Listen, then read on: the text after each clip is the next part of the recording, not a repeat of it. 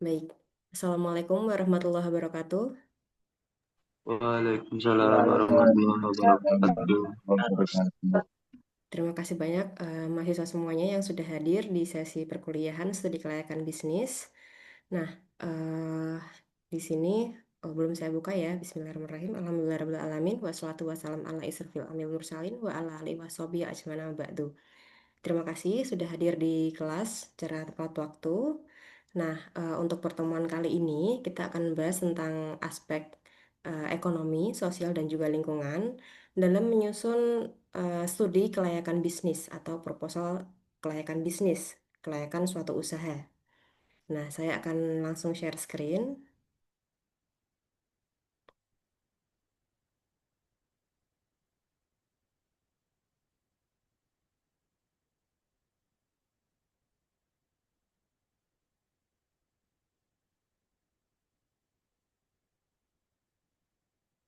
Sudah terlihat ya?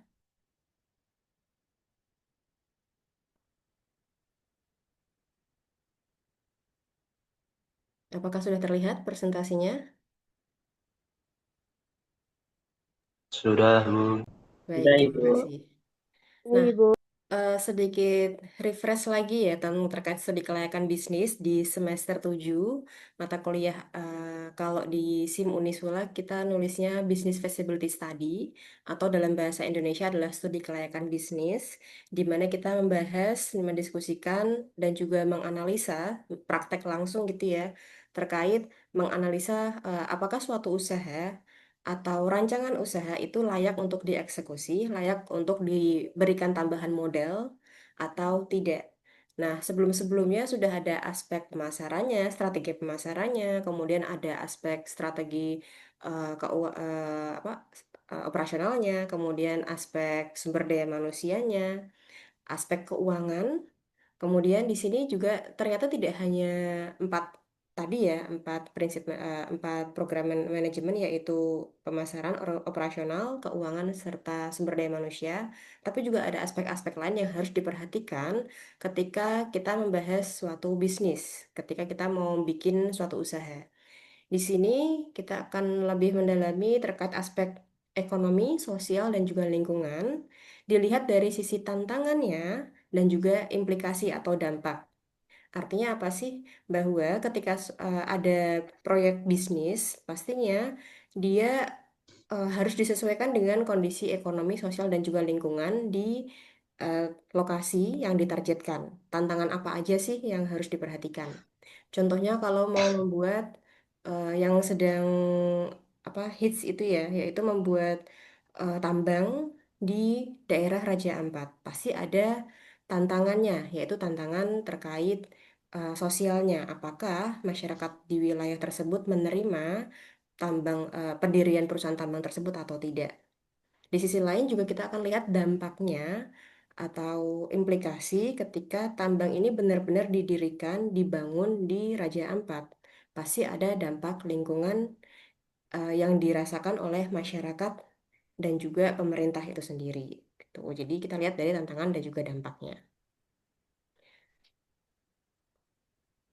Nah, tujuan pembelajaran pada sesi hari ini, pada pertemuan hari ini, yaitu mampu menerapkan alat dalam pengambilan keputusan bisnis untuk pemecahan masalah dari aspek ekonomi, sosial, dan juga lingkungan. Kenapa sih kita perlu membahas ketiga aspek ini? Padahal kan ya sudah sih kalau mau bikin usaha kan kita melihatnya adalah keuntungan untuk pemegang sahamnya, keuntungan pemiliknya. Tetapi kita tidak hidup sendiri, teman-teman.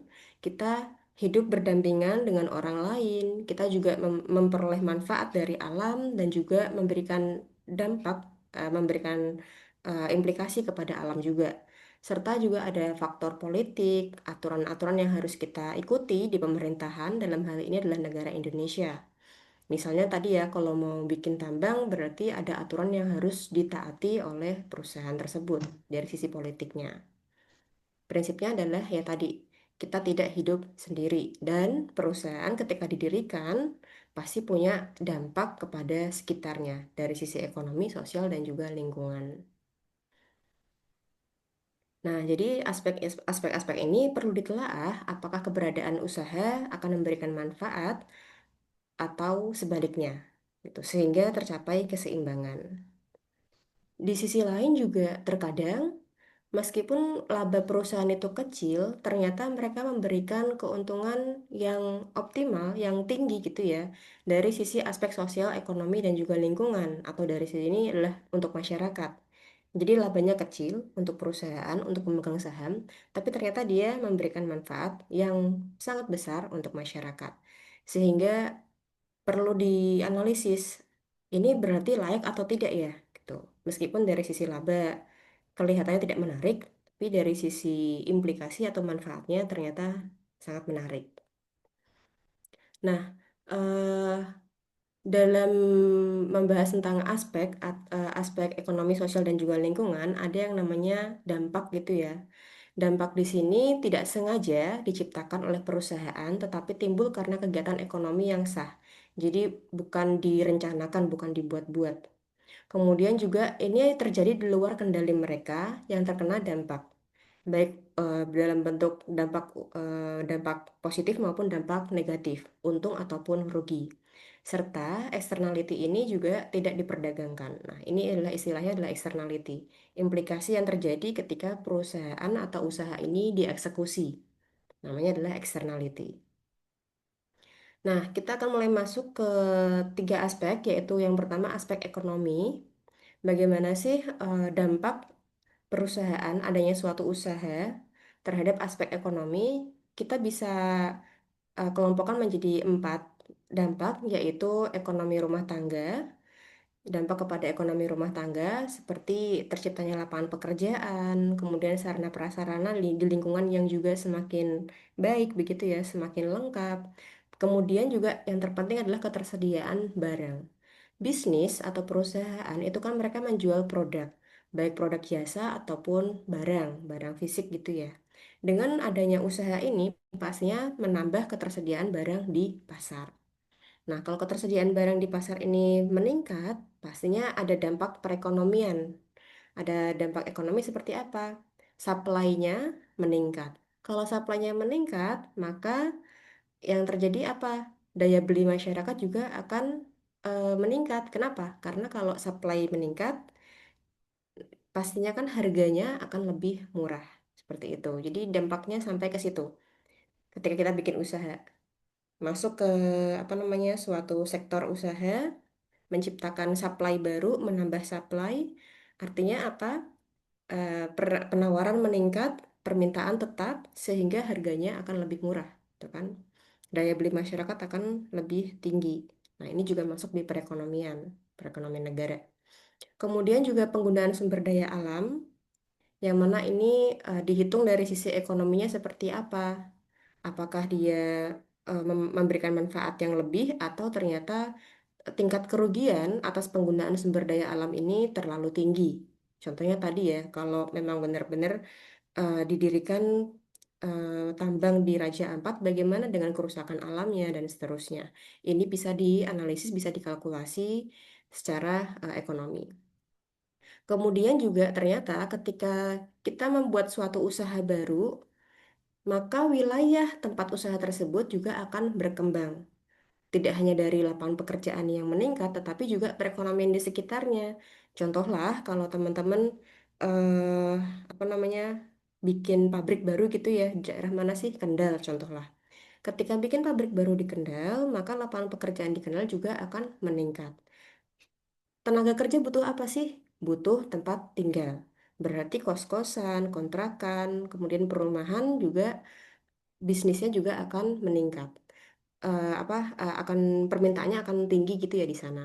Selain itu, tenaga kerja ini juga butuh apa lagi? Yaitu sandang pangan. Berarti kan tingkat konsumsi, tingkat belanja di wilayah Kendal juga akan meningkat. Pada akhirnya, wilayah Kendal ini akan semakin berkembang dari sisi ekonomi. Perekonomiannya eh, akan semakin baik seperti itu. Kalau kita contohkan lagi mungkin kampus gitu ya. Kenapa sih Kota Semarang ini semakin ramai gitu ya dari sisi ekonominya, banyak produk-produk, banyak toko, banyak warung, banyak kos-kosan, kontrakan dan lain sebagainya. Karena Kota Semarang juga termasuk kota yang banyak universitasnya. Ketika kampus-kampus ini banyak di suatu lokasi, berarti kan banyak orang yang datang ke sana. Dan mereka juga butuh untuk memenuhi kebutuhan sandang, papan, dan juga pangan mereka. Jadi berkembangnya akan lebih cepat. Ini adalah aspek ekonomi. Nah, lalu bagaimana cara menganalisis suatu kemanfaatan proyek terhadap ekonomi nasional? Pertama, kita cek kemanfaatan ekonomi berdasarkan rencana pembangunan nasionalnya. Apakah sinkron atau tidak? Kemudian adanya nilai tambah dari bisnis ini.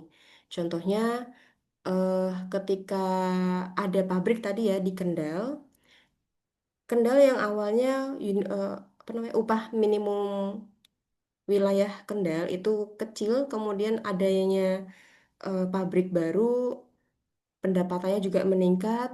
Nah, pendapatan ini termasuk ke dalam nilai tambah. Nilai tambah lainnya dalam bentuk apa? Yaitu nilai tambah untuk pemerintah dalam bentuk adanya pajak dari perusahaan baru ini. Kemudian yang perlu dianalisis lainnya adalah pembagian atau distribusi nilai tambah, nilai investasi per tenaga kerjanya, profitabilitas ekonomi nasional, pengaruh sosial yang ditimbulkan oleh proyek, dan analisis kemanfaatan atau beban sosial. Prinsipnya adalah di sini dampak adanya suatu usaha terhadap ekonomi nasional, ekonomi suatu negara. Jadi tidak hanya memberikan manfaat dampak finansial untuk pemegang sahamnya, tapi juga dampak untuk negara. Terutama dilihat dari rencana pembangunan nasional dan juga penerimaan negara dalam bentuk pajak. Ini juga bisa dilihat dari dampak ekonomi komersialnya ya. Kalau ekonomi komersial berarti dampak suatu usaha berdiri terhadap wilayah sekitarnya. Ekonomi komersialnya bagaimana? Apakah semakin berkembang usaha-usaha yang lain? Tadi ya, adanya berdirinya suatu kampus, suatu universitas, maka sekitarnya akan muncul usaha lainnya seperti kos-kosan, warung makan, dan lain sebagainya. Kemudian aspek yang ketiga adalah aspek sosial. Bagaimana sih suatu perusahaan itu kalau didirikan dampaknya kepada sosial seperti apa? Nah, di sini kita bisa lihat dari 5 indikator, yaitu komponen demografi, komponen budaya, kesehatan masyarakat, keamanan dan fasilitas umum, serta penggunaan teknologi dan juga pengetahuannya. Nah, yang pertama terkait komponen demografinya. Di sini untuk komponen demografi dilihat dari struktur penduduknya, tingkat pendapatan penduduknya, pertumbuhan penduduk, dan juga peningkatan mutu kehidupannya. Contohlah di sini pendidikannya ya, struktur pendidikannya. Misalnya di Kota Kendal yang sebelumnya belum banyak pabrik gitu ya, sehingga perekonomiannya masih biasa, masih standar. Kemudian mulai banyak nih, mulai berkembang perekonomiannya, daya beli masyarakat apa namanya, daya beli masyarakat ya, meningkat, kemudian pendapatan wilayahnya juga meningkat, maka kesejahteraan penduduk di wilayah tersebut juga diprediksi akan meningkat. Sehingga mereka, masyarakat sekitar, bisa memenuhi kebutuhan-kebutuhan dasar mereka. Terutama di sini adalah terkait pendidikannya. Yang biasanya hanya sampai kuliah, sekolah sampai SD, SMP, karena perekonomian mereka semakin baik, maka bisa sampai perguruan tinggi pendidikannya. Tuh. Kemudian juga tadi ya, komponen demografi yaitu tingkat pendapatan penduduk, serta pertumbuhan penduduk yaitu penambahan jumlah penduduknya. Kemudian kalau aspek sosial, komponen budayanya seperti apa? Bahwa ketika pertumbuhan penduduknya meningkat, baik dari pendatang baru ataupun di sini tingkat kelahirannya ya, tapi terutama dari pendatang baru. Ketika pendatang baru itu banyak, maka akan muncul perpaduan budaya. Budaya dari pendatang ini dengan budaya di tempat di lokasinya, di Kendalnya contohnya.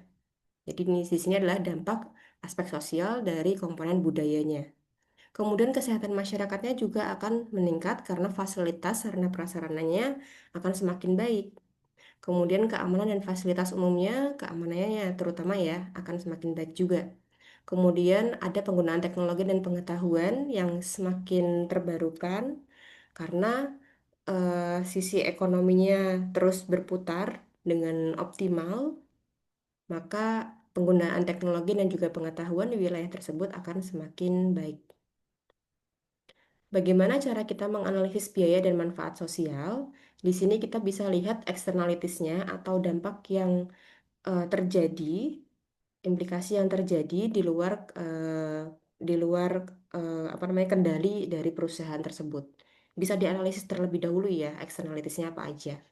Kemudian kita bisa evaluasi apakah penghasilannya ini terdistribusi secara lebih merata atau tidak. Contohlah di Kota Semarang dengan di Kabupaten Kendal dan juga Kabupaten Grobogan gitu ya. Apakah sudah lebih apa perbandingannya lebih kecil atau masih sangat signifikan, gapnya masih terlalu tinggi. Kemudian juga analisis manfaat sosialnya kita lihat dari peningkatan saving atau tabungan dari masyarakatnya serta kemampuan mereka untuk berinvestasi. Serta dari merit wants. Merit wants di sini maksudnya adalah keinginan mereka untuk memilih produk-produk yang sesuai dengan kebutuhannya dibanding dengan produk alternatif lainnya. Contohlah, ada peningkatan untuk membeli gula dibanding sakarin. Sakarin itu kan juga termasuk pemanis ya teman-teman. Tapi contohlah seperti ini. Karena perekonomian suatu wilayah itu rendah, mereka tidak mampu membeli gula, sehingga mereka belinya adalah minuman yang bersakarin. Nah, ini ketika perekonomian rendah. Tetapi ketika suatu suatu bisnis itu semakin baik, perekonomian juga meningkat dan daya beli masyarakat juga semakin baik, mereka akan lebih memilih untuk membeli gula yang lebih aman, lebih sehat dibanding sakarin. Seperti itu. Jadi ada perubahan terkait keinginan dan juga kebutuhan dari masyarakatnya. Ini adalah dampak sosialnya. Kemudian untuk dampak yang ketiga yaitu lingkungan. Nah, kalau di perusahaan besar, di pemerintahan, biasanya kita sebut dengan AMDAL atau analisis mengenai dampak lingkungan. Yaitu ketika suatu perusahaan berdiri, bagaimana sih dampaknya terhadap lingkungan di sekitar. Tuh. Terutama terkait pembahasan limbahnya ini ya. Tuh. Nah, kalau di aspek lingkungan, AMDAL sendiri kita bisa analisis menggunakan 3 indikator, yaitu dampak lingkungan di sini dari sisi lingkungannya, dari sisi lingkungan sekitarnya, yang mana ini masuk di faktor externalities di luar kendali perusahaan. Kemudian AMDAL analisis dampak lingkungan dari pengelolaan proyeknya, berarti ini yang bisa dikendalikan oleh perusahaan. Kemudian AMDAL di sini sebagai dokumen penting kelengkapan suatu perusahaan atas analisis AMDAL ini. Maksudnya seperti apa? Bahwa perusahaan, terutama yang berskala besar, mereka harus membuat analisis dampak lingkungan. Dan dokumen ini harus valid, harus sah seperti itu. Jadi harus lengkap di sini, yaitu sebagai dokumen yang penting, sehingga bisa dipertanggungjawabkan kepada pemerintah dan juga stakeholder lainnya. Secara prinsip, untuk analisis mengenai dampak lingkungan atau AMDAL ini tidak harus dilaksanakan oleh semua jenis usaha dengan semua skala. Umumnya hanya dilakukan secara resmi ya oleh perusahaan yang skalanya besar. Tuh. Dan juga dia yang punya implikasi sangat tinggi terhadap faktor lingkungan. Gitu. Contohnya tadi ya yang pertambangan. Nah, nanti juga ada daftar perusahaan atau daftar usaha yang wajib untuk membuat laporan analisis AMDAL ini, yang mana harus diserahkan kepada pemerintah. Tuh. Nah, di sini jika dinyatakan layak dari analisis AMDAL, maka baru baru dievaluasi dari analisis dampak sosial dan juga ekonominya. Apakah memberikan manfaat lebih besar dibanding dampak atau kerugian yang diciptakan.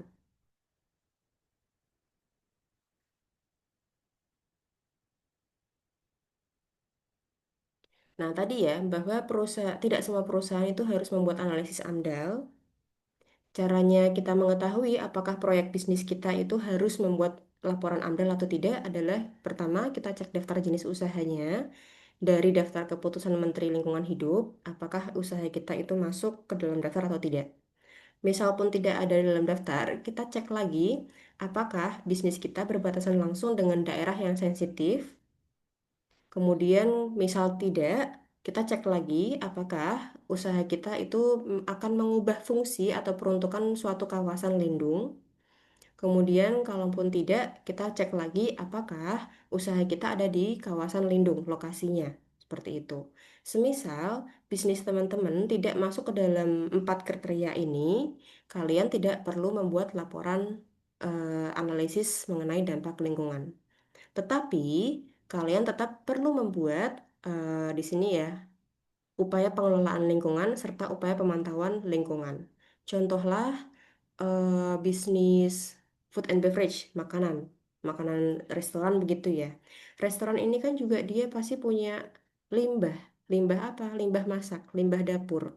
Kemudian kalau mereka menggunakan alat makan yang sekali pakai, berarti juga ada limbah yang non-degradable gitu ya, tidak mudah untuk didaur ulang, misalnya, karena bahannya plastik. Nah, ini kan juga termasuk limbah, sehingga harus dilakukan upaya pengelolaan lingkungan dan juga pemantauan lingkungan.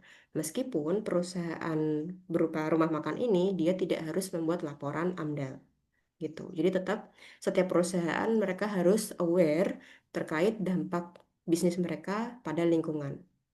Contoh lain ya ketika kita membahas bisnis rumah makan, parkirannya. Parkirannya di sini juga apa namanya mengganggu gitu kan. Ini juga bisa bisa muncul dampak lingkungan dan juga sosialnya. Pasti suatu usaha akan memberikan pengaruh terhadap lingkungan sekitarnya. Nah, ini adalah beberapa jenis usaha kegiatan yang wajib untuk membuat laporan AMDAL, seperti mengubah bentuk lahan dan bentang alam, eksploitasi sumber daya alam, dan lain sebagainya. Adapun untuk lembaga yang terlibat dalam memantau pelaksanaan analisis AMDAL ini, yaitu dari Kementerian Lingkungan Hidup dan Kehutanan atau KLHK, serta Dinas Lingkungan Hidup pada setiap wilayah, baik provinsi, kabupaten, ataupun kota, serta Komisi Penilai AMDAL atau KPA. Karena apa? Untuk menyusun laporan analisis mengenai dampak lingkungan, ini tidak dilakukan oleh perusahaan itu sendiri. Harus oleh yang ahli seperti itu. Di sini adalah ada lembaganya sendiri yang menyediakan jasa untuk analisis AMDAL. Dan di sini komisi penilai dia juga mengevaluasi lagi apakah laporan ini bisa dipertanggungjawabkan atau tidak. Nah, itu tadi sekilas terkait dampak suatu usaha dari aspek ekonomi, sosial, serta lingkungan. Nah, di sini ada studi kasus dulu nih, ada kuis dulu nih dari teman-teman. Coba kita refresh lagi ya tadi yang saya sampaikan, kira-kira kalian bisa menjawab tidak? Kalau di sini, yang ini tidak kita bahas sih tadi. Nah, ini. Pada usaha berikut ini, manakah yang layak melakukan AMDAL? Ada yang bisa jawab?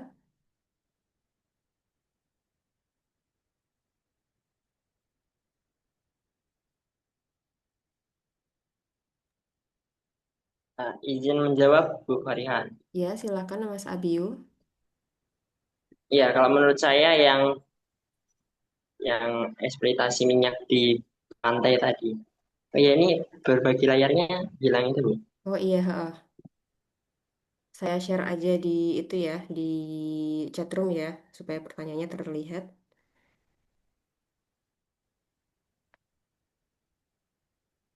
Eksploitasi minyak di lepas pantai ya.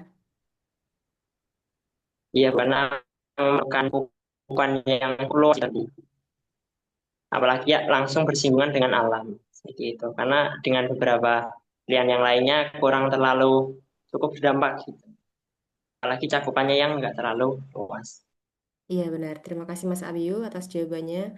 Memang ya, tadi karena AMDAL ini diperuntukkan lebih pada proyek-proyek yang besar.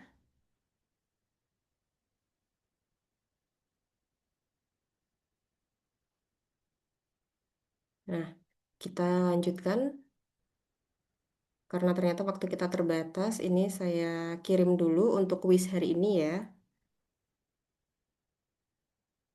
Teman-teman nanti silahkan untuk mengisi kuis hari ini. Jadi kalau tadi kan diskusi, ada pertanyaan diskusinya. Kemudian teman-teman juga saya minta untuk mengisi kuis untuk mengevaluasi apakah sudah paham dengan materi hari ini atau belum. Sambil apa namanya, sambil teman-teman cek lagi kuisnya, apakah ada yang mau ditanyakan?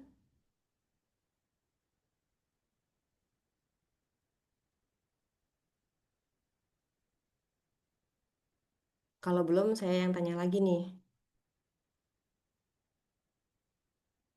Kalau belum, saya tanya lagi. Nah, ini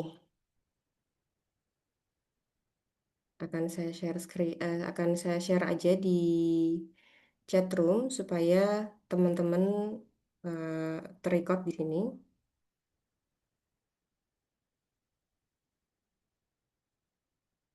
Ini materi terkait aspek ekonomi.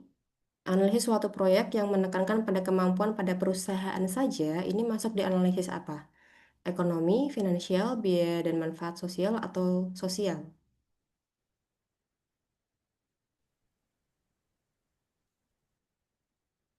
Kalau tadi kan kita bahas tentang dampaknya ya, dampak ekonomi, sosial, dan juga lingkungan.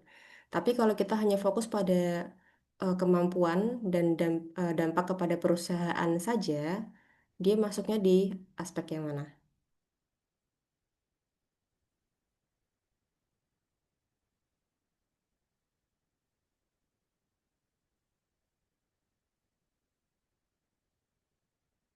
Kalau ekonomi kan dia apa namanya, implikasinya sampai ke negara ya teman-teman ya. Tapi kalau hanya pada perusahaan,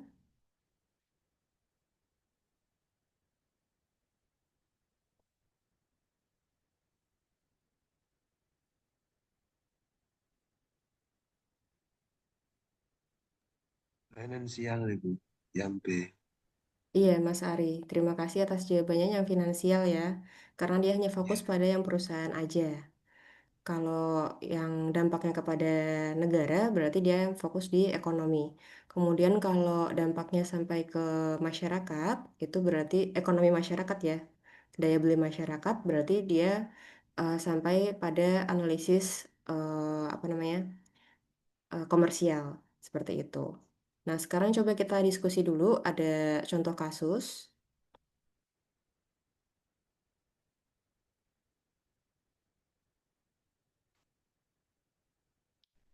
Nah, studi kasusnya di sini adalah pembukaan cabang baru minimarket di daerah Genuk. Coba teman-teman analisis kira-kira dampaknya seperti apa ya dari sisi sosial, ekonomi, dan juga lingkungan.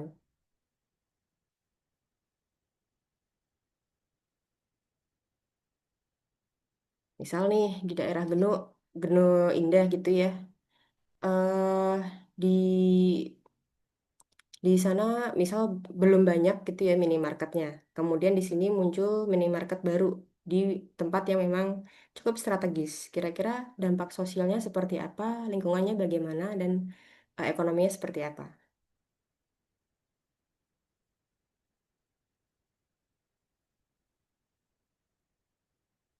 Dari sisi sosial, kalau ada minimarket ramai nggak jadinya? Yang awalnya sepi jadi Satu, ramai. peluang kerja meningkat mungkin. Peluang kerja meningkat. Ya, situ paling paling apa umum seperti itu ya. Ketika ada bisnis baru berarti kan ada tenaga kerja baru. Peluang kerjanya meningkat. Kemudian, misal wilayah ini biasanya sepi nih. Kalau ada minimarket, kira-kira banyak orang yang datang ke sana nggak? Banyak, berarti kan dari sisi sosial, keamanannya, contohnya, atau dari keramaiannya, keberatan penduduknya, keramaiannya terutama ya, wilayah yang biasanya sepi hanya dilewatin aja oleh mahasiswa, oleh masyarakat, karena ada minimarket yang mana lampunya terang gitu ya. Kemudian juga mereka menjual berbagai kebutuhan dasar kita, kebutuhan yang kecil-kecil, banyak orang yang akhirnya datang ke minimarket tersebut sehingga muncul keramaian. Kemudian ada lagi nih, itu yang sosial ya, yang sosial. Kemudian implikasinya kalau yang ekonomi, kira-kira kalau ada minimarket, parkirannya bisa dipakai apa aja?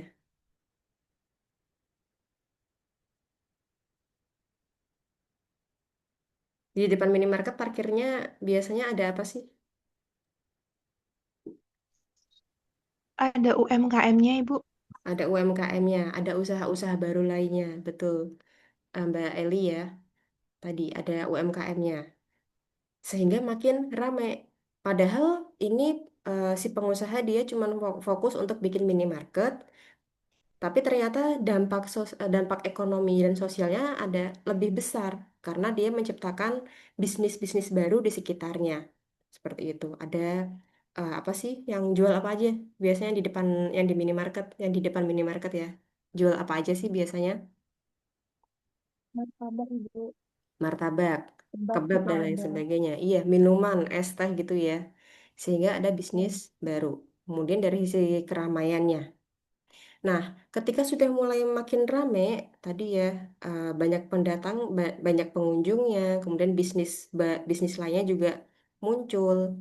Bagaimana dengan dampak kepada lingkungannya?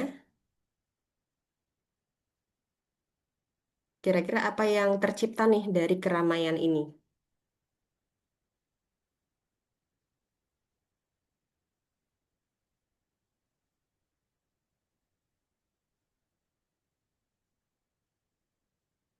Kalau kalian Macet, jajan Ibu. macet, ya bisa macet. Ya. Apalagi kalau kalian ke sana naik mobil ya. Tapi itu berarti masuknya di sosial. Sampah plastik, ya yang Sampah. paling simpel pasti dampaknya. Ada sampah plastik, sampah padat, cair, dan juga gas. Ini yang paling sederhana ya, implikasi lingkungannya. Sehingga banyak sampah-sampah di wilayah tersebut.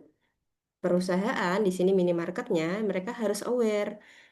Ketika mereka bikin bisnis, mereka juga harus mengelola sampah-sampah yang muncul karena usaha mereka. Nah, tadi ya, sampah plastik ini kan merupakan externalities, dampak yang terjadi di luar kendali perusahaan. Tapi mereka harus mempertanggungjawabkan, harus apa namanya, mengantisipasi dampak-dampak ini, gitu.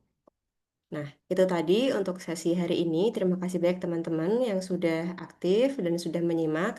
Semoga bermanfaat ke depannya dan semester-semester ke depan. Nah, ada apa namanya? Ada tugas. Biasanya kan kalau mata kuliah studi kelayakan bisnis itu kan selain studi kasus atas bisnis yang sudah ada untuk meningkatkan kemampuan analisis kita, juga ada studi kasus berupa proyek ya, yaitu kelayakan bisnis, analisis kelayakan bisnis. Nah, tugas proyek ini.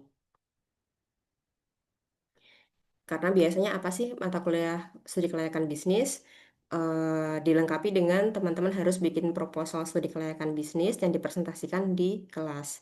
Dan aspek ini perlu dikerjakan berdasarkan bisnis yang sudah teman-teman pilih dengan anggota kelompoknya. Demikian untuk sesi hari ini. Terima kasih banyak semuanya. Pastikan sudah mengisi link latihan soalnya ya. Saya ucapkan terima kasih banyak. Sampai jumpa di sesi selanjutnya. Wabillahi taufiq wal hidayah. Wassalamualaikum warahmatullahi wabarakatuh. Waalaikumsalam warahmatullahi Waalaikumsalam warahmatullahi Waalaikumsalam wabarakatuh. Terima kasih, warahmatullahi Bu. wabarakatuh. Sama-sama. Terima kasih ya semuanya. Sama-sama, Ibu.